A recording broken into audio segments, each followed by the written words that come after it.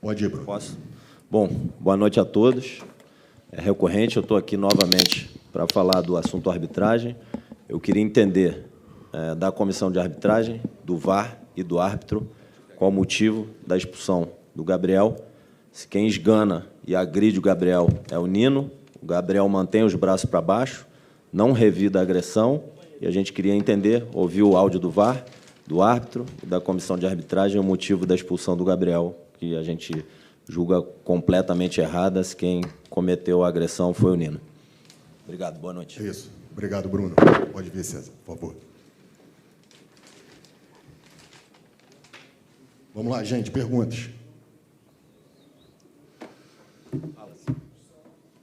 Tite. Aqui. Boa noite, Letícia Marques, do GE. Eu queria falar um pouquinho. O Flamengo teve uma boa atuação e bom controle de jogo no primeiro tempo, mas no segundo tempo a gente viu uma queda de rendimento, talvez um pouco técnico e até físico. Queria que você fizesse uma análise dessa queda de rendimento e a que você atribui. No seu contexto geral do jogo, fez um grande primeiro tempo.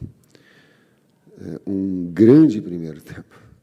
Talvez ele pudesse reproduzir as suas oportunidades em efetividade, ele teria feito um placar mais elástico. Em jogos com essa grandeza, é inevitável momentos que o adversário também domine pela qualidade que tem e pela grandeza. Hoje estavam em campo, no Fla-Flu, os dois últimos campeões da Libertadores. Isso é muito. O Fluminense, num grande trabalho do Diniz, num grande trabalho de Paulo Angione e companhia, de fazendo um longo tempo, que vem num momento de confiança altíssimo, conquistando a Libertadores, e nós retomando esse processo de confiança e fazendo um jogo com o nível do primeiro tempo, foi impressionante para mim. No segundo tempo, as modificações e as trocas, também por isso, tu revitaliza. No momento que nós íamos também fazer esses ajustes, a gente tomou gol logo em seguida, né? Para ter um jogador de velocidade e também para dar um fresh um pouquinho maior. Aí foram entrando, nós equilibramos o jogo, e terminou nos últimos 15 minutos, vamos colocar 15, 20 minutos, ele bem mais equilibrado. Metade do jogo para mais, muito superior. Uma outra parte, 25 minutos, talvez, me balance a cabeça a minha comissão, é isso? De superioridade do Fluminense, porém sem uma contundência, sem a possibilidade de finalização maior. Sim, a efetividade deles, né? Precisaram de menos oportunidades para fazer o gol e a gente não conseguiu transformar as oportunidades que tivemos em ampliar o placar, né? Com uma margem maior de gols. Falando para terminar, e fica a sensação assim, ó, se tivesse invertido o primeiro tempo para segundo, com todo, ficaria uma sensação de poder ter vencido o jogo pelo desempenho que a equipe teve. Nós ficamos com essa sensação assim do mais em função não do desempenho, mas do resultado. Professor, boa noite. Bruno Castanha. Essa questão de baixar as linhas em alguns jogos, ela vem pela parte física ou por uma situação do jogo em decorrente de o adversário vir para cima, de você ter mais campo para fazer a transição? E se pudesse também mais uma pergunta sobre o Pedro, né? Porque o Pedro sai já com o jogo já 1-1, também foi uma parte física, foi uma parte da sua leitura. Se pudesse falar para a gente em relação a isso, obrigado. Jogos com diversas etapas do jogo, e um jogo com a coordenação de movimentos que tem o Fluminense para a saída de bola, e na saída de bola ele empurrar a equipe para baixo, não que a equipe quisesse. Ela não quer, ela quer jogar num plano parecido com o do Palmeiras, para pegar o exemplo, né? Mas você tem que ver que do outro lado você tem qualidade também, senão a gente fica olhando o futebol sob uma ótica só, e aí não dá. Então, teve o mérito da equipe adversária, e depois a gente reequilibrou.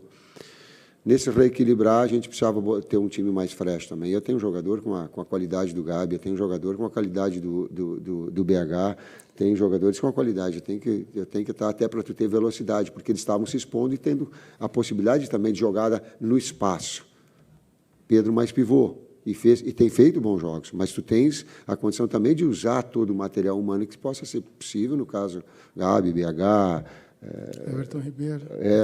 E outros mais. Não como ideia, mas como uma situação do jogo. Boa noite, Tite. Léo José, aqui do Coluna do Fla. Aqui. Nesse um pouco mais de um mês à frente do Flamengo, 7 jogos já disputados com essa partida de hoje, você já consegue enxergar, já conseguiu detectar alguma carência do elenco, já visando o trabalho de 2024? Eu não penso. 2024, palavra de honra.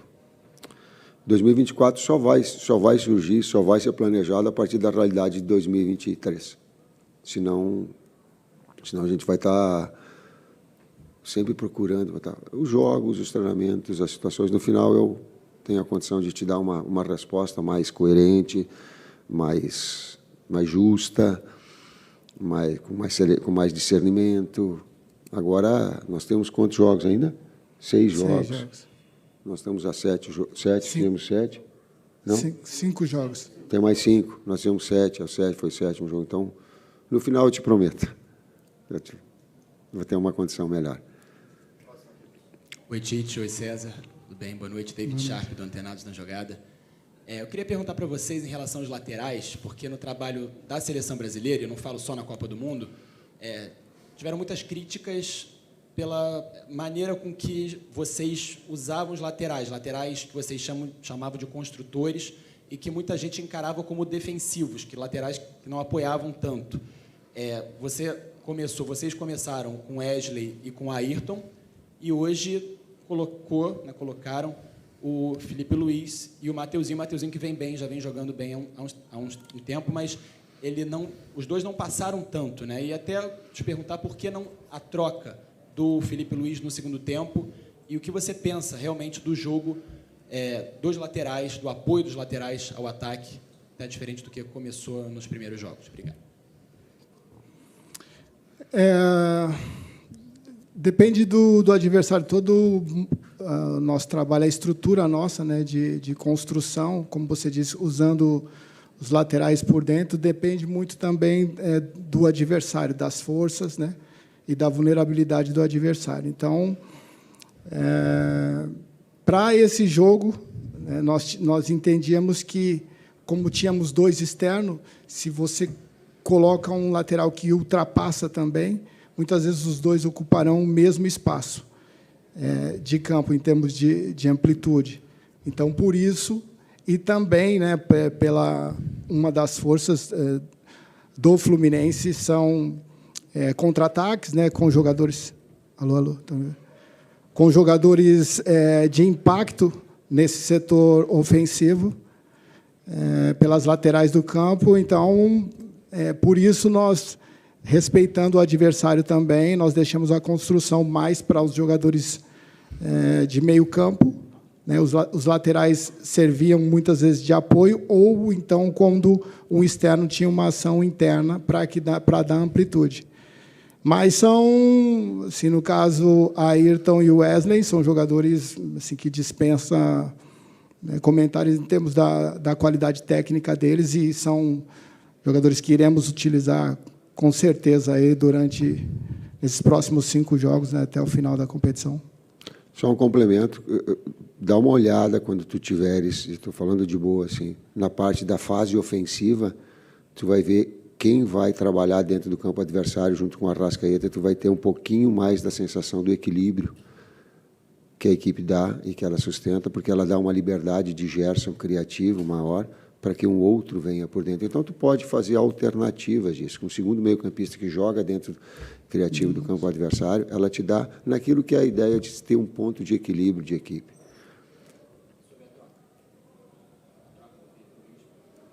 Tem 5 substituições para dar ritmo num jogo acelerado para caramba desses. É inevitável 5 substituições de tu ter todos preparados. É inevitável.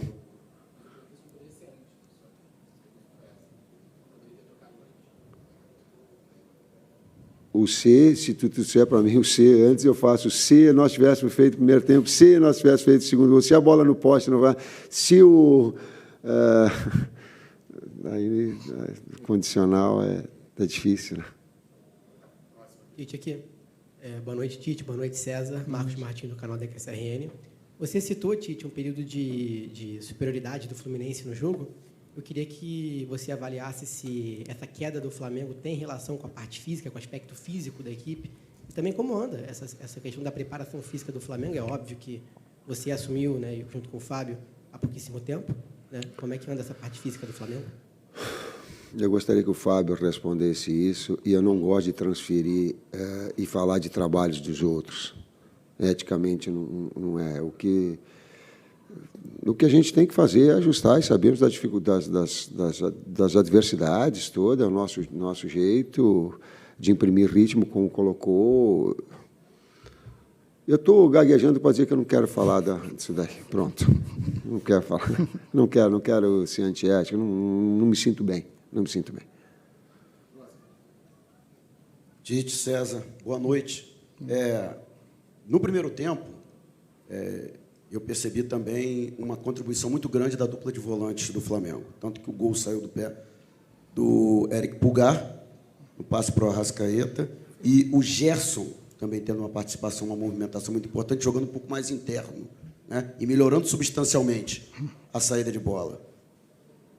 E, no segundo tempo, esses dois jogadores têm um comportamento diferente, com a entrada do Thiago Maia, o Eric Pulgar um pouco mais adiantado, o Gerson um pouco mais aberto.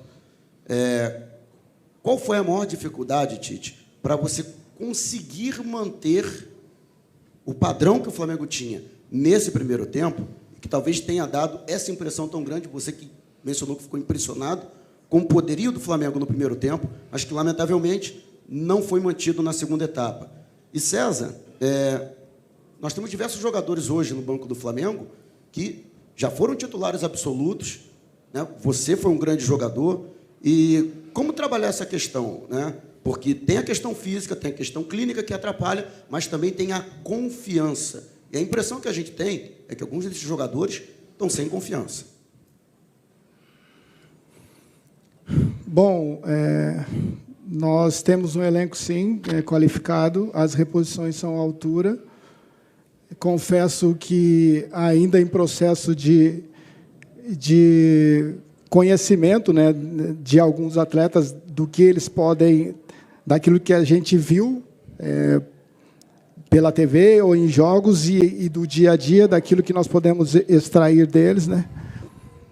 Porém, eu estou feliz assim com o que eu tenho visto até aqui, né? Assim, como o Tite disse, a gente não quer falar de trabalhos anteriores, mas a confiança passa por você produzir, né? Você, dentro de campo, não só externar o seu melhor, mas também conseguir ajudar a conseguir um resultado positivo, né? Ter uma participação positiva no jogo.